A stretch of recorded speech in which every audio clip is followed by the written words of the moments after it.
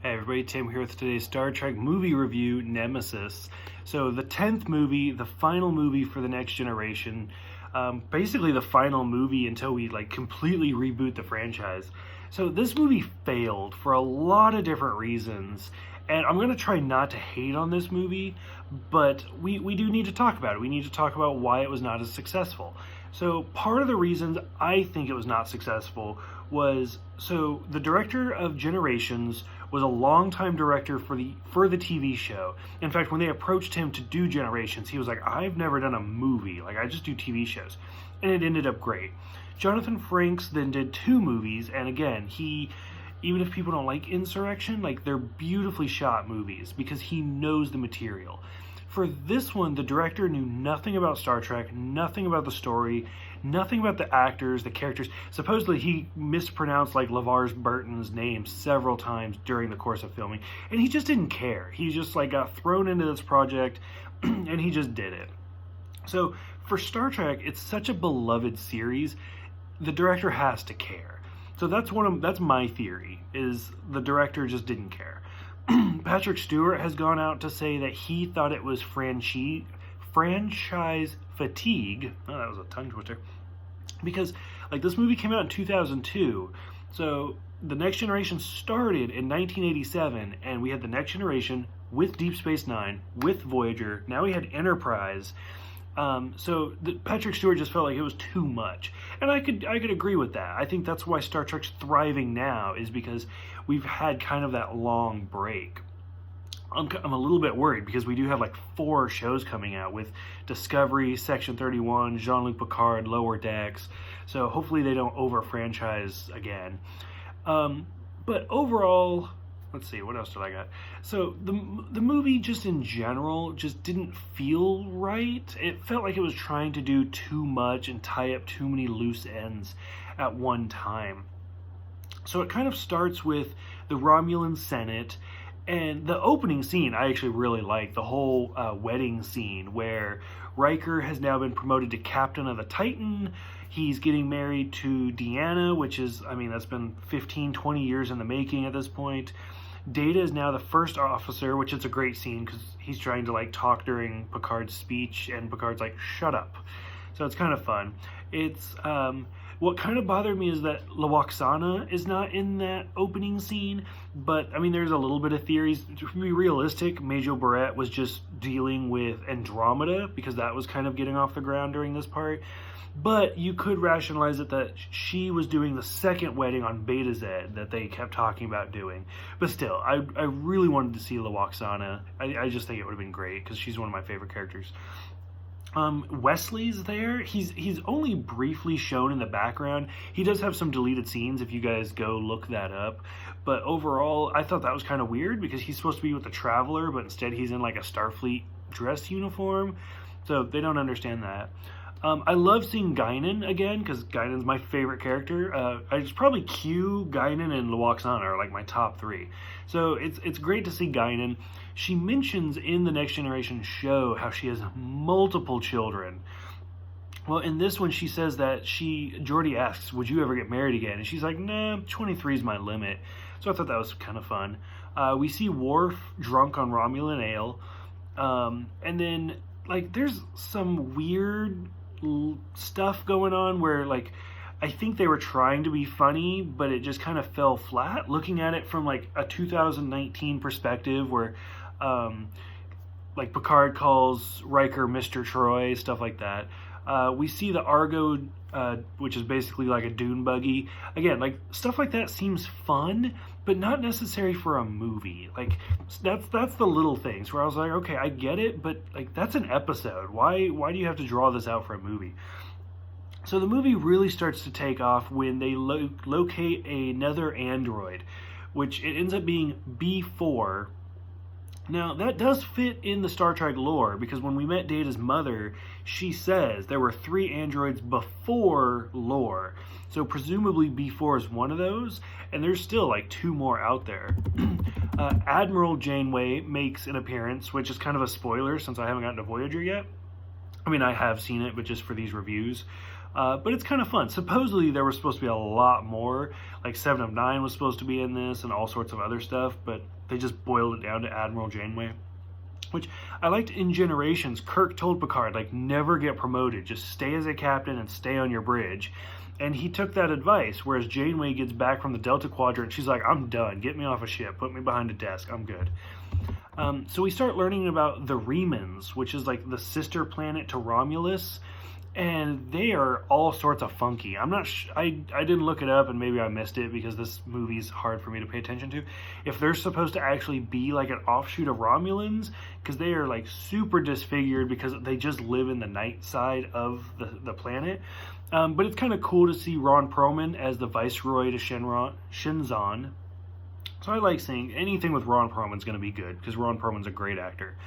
And then finally we meet Shinzon, the main antagonist of the movie, played by a very young Tom Hardy, which kind of bothered me because instantly you get the thing that he's a Picard clone.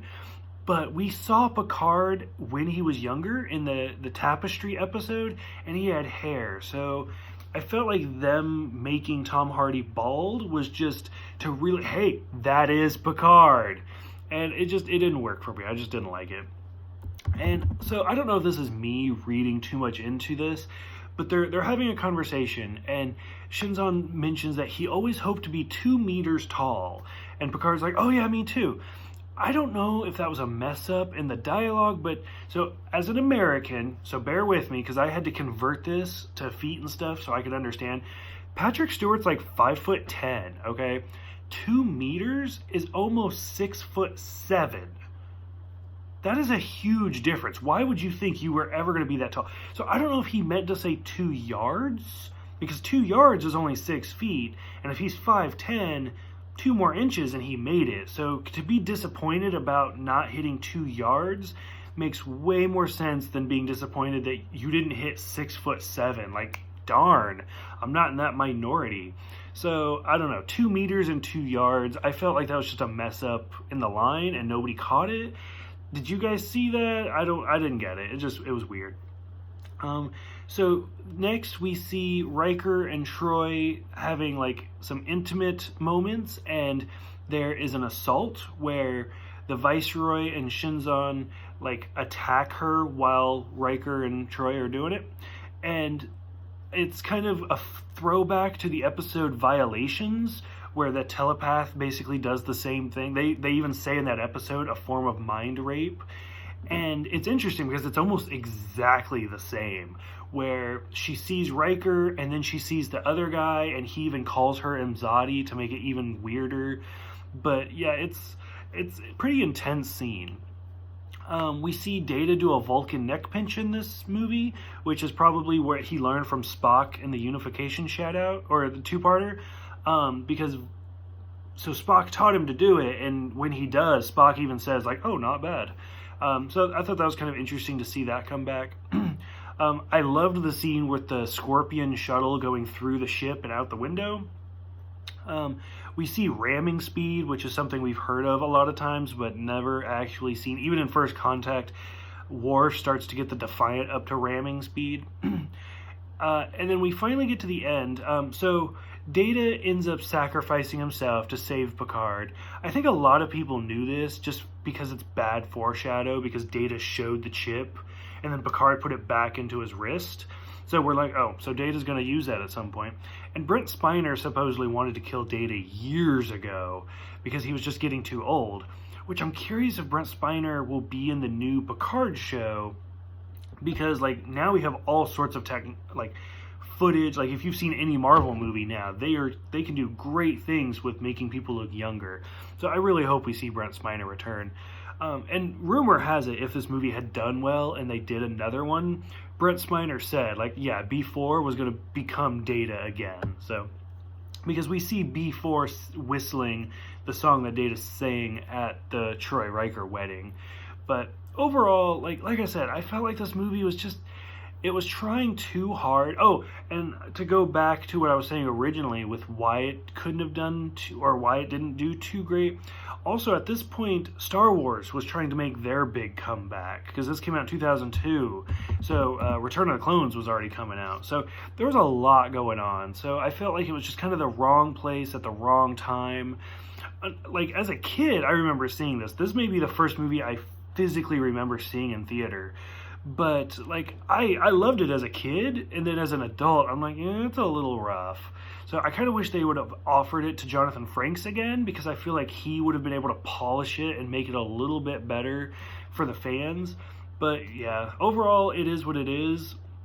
And unfortunately, it's kind of the movie that killed The Next Generation until we get this new Picard series, and we'll see what comes of that. So I guess the kind of good news is, because I'm doing these reviews in sets of the series, we do see most of these people again. Like, we'll see Worf in Deep Space Nine as a major character. We'll see Riker. Jonathan Frakes has one of the few privileges. We'll see Riker in Deep Space Nine. We'll see Riker in Voyager, and we'll see him in Enterprise. So that's kind of cool. We see Picard briefly in the pilot of Deep Space Nine. We'll see Counselor Troy along with Barclay in Voyager, and Troy is in Enterprise as well. We don't see Data again, but we do see Brent Spiner in Enterprise. And we see Geordi LaForge in Voyager as well. So pretty much the only character we're never going to see again after this is Crusher. Beverly or Wesley. So, but overall, like I said, unfortunately, they kind of went down on a low note, but it is what it is. I think this movie's better than most people make it out to be. I still don't think it's the worst Star Trek movie ever, but it is an unfortunate low point in the series.